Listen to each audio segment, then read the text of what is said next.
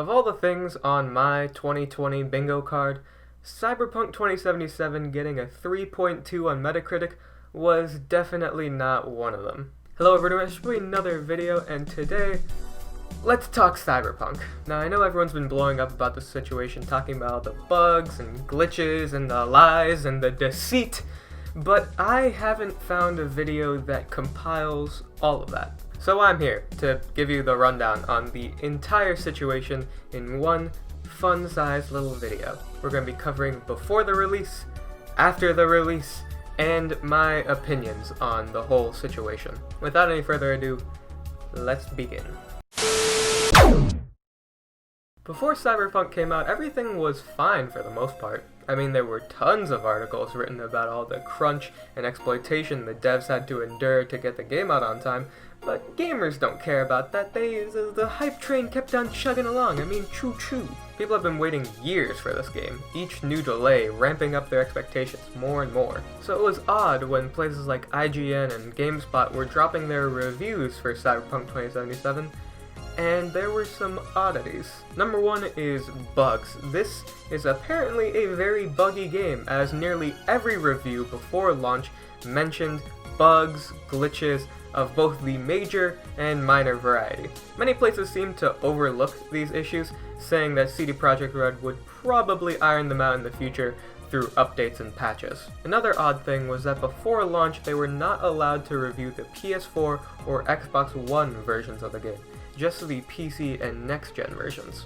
Hello, it's Editor Citrus here to tell you that that is incorrect. The reviews were only for the PC version at the time, not even the next gen, because the next gen uses the same copy of the game on PS4 and Xbox One that it would for PS5 and Xbox Series X. So these reviews were just for PC. On top of all that, they were only allowed to use footage provided by CD Projekt Red for the video. Now for pretty much any other company, this would spell out disaster. If Ubisoft made a new Assassin's Creed and told the reviewers they could only play it on next gen and use the footage that they provide, everyone would be very, very cautious of that new Assassin's Creed. Cyberpunk, however, was a different scenario. People didn't seem to mind all this shady business. They had faith that CD Projekt Red would put out another 10 out of 10 game like The Witcher 3, their last project. People were so blinded by their trust that they were getting angry at any reviewers who were criticizing the game for the glitches and bugs that they experienced. Think about that. People had so much trust in this company that they were getting mad that they were criticizing a game that they haven't even played yet. It wasn't until the game actually launched that those people realized that those reviewers weren't just making it up. December 10th, 2020, Cyberpunk 2077 released to commercial success and critical failure. Well, failure might be an overstatement. The game actually has pretty good reviews on next-gen consoles and PC, but it turns out the reason CD Projekt Red was hiding the PS4 and Xbox One versions of the game was because... Wake the fuck up, samurai. We have a city to burn.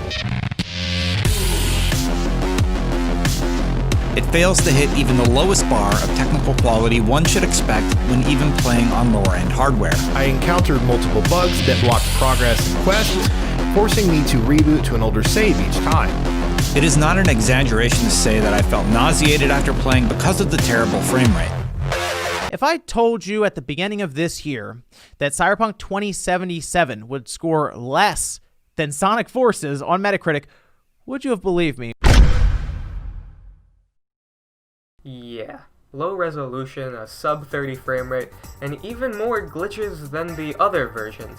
Many people have considered this version of the game to be unplayable. Now, if people were mad about IGN giving this game a 9 instead of a 10, imagine how angry they got when they realized the game was actually much worse than they could ever imagine. People were very, very angry. And rightfully so, because the situation only got worse. It's not only that the game didn't run well and wasn't as nice looking as the other versions on other platforms, but it was the lies coming from CD Projekt Red. Just a few weeks before the game would come out, one of the CEOs of CD Projekt Red said that the game ran surprisingly well on current-gen systems, and they purposely hid this version of the game from consumers so that they wouldn't cancel their pre-orders. It seems obvious in hindsight that they were hiding things, and that this version probably wasn't very good because they weren't willing to show it publicly. But people, again, like I said earlier, were blinded by that trust in CD Projekt Red, that they would put out a 10 out of 10 game, that it wouldn't be rushed, that it would be everything that they hoped for.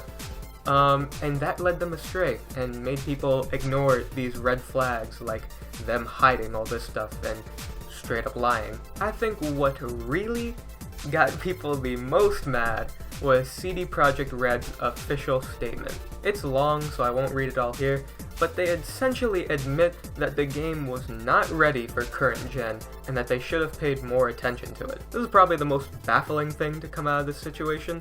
Cyberpunk 2077 was originally only going to be for PS4 and Xbox One, so for them to say that they didn't pay attention to that version and they didn't focus on that version is really confusing, when just before, they were actually going to release this game right before next gen came out. This is gonna be a PS4 Xbox One game, exclusively. This made it pretty clear to everybody that at some point in development, they essentially abandoned trying to get this game to work well on PS4 and Xbox One, and mainly just focused on next gen, which would have been fine if they said that they were gonna do that.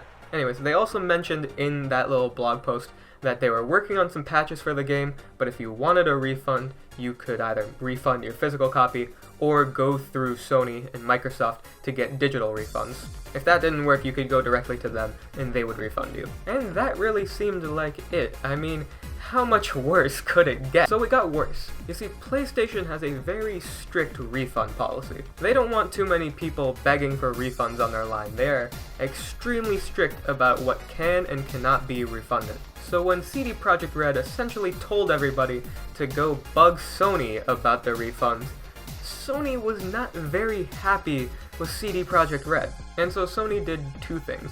One, they set up a specific page for Cyberpunk 2077 refunds, and two, they delisted Cyberpunk 2077 from the PlayStation Store.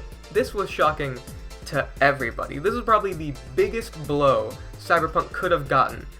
Straight up delisting the game, removing it from the store.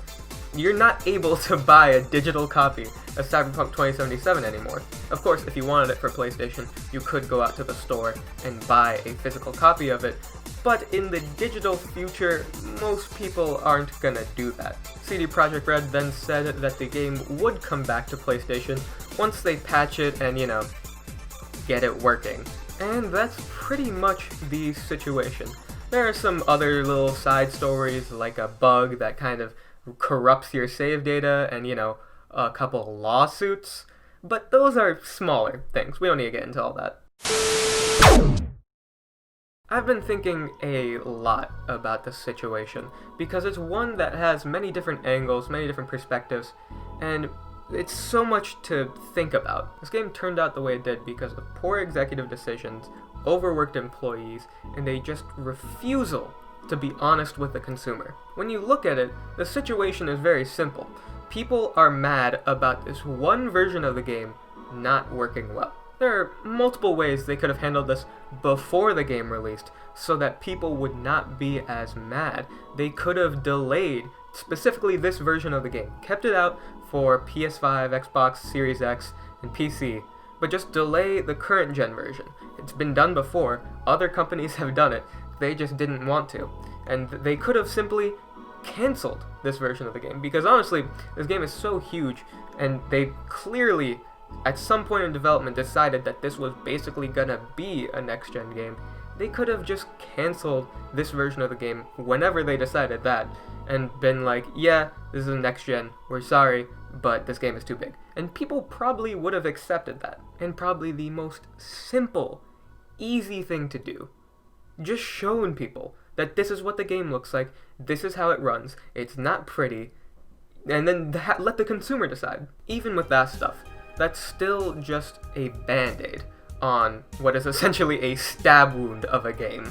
The real issue here is the poor executive decisions and the crunch that the developers had to endure. Crunch leads to lower quality games. We've seen it time and time again where developers are abused, and because of that, they aren't putting out their best work, because who wants to put out their best work when they are not being treated right? Now, I'm not going to get into the whole philosophy of crunch and how it affects people and all that, because that's just a much larger subject to talk about that maybe we'll talk about in a separate video, but not right now. My only hope is that with CD Projekt Red, with Cyberpunk, this whole situation, people learn from it. Other developers look at this and realize they can't treat their employees like this, because otherwise you're gonna end up with a Cyberpunk.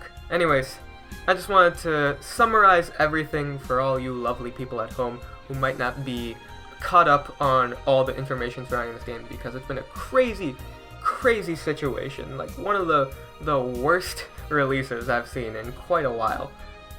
And I also just wanted to talk about it because it's quite the topic to get into. There's so many things surrounding it, and lots to think about. But yeah, thank you guys so much for watching today's video. If you enjoyed, click button, subscribe if you want to see more videos like this, and I'll see you all later. Peace.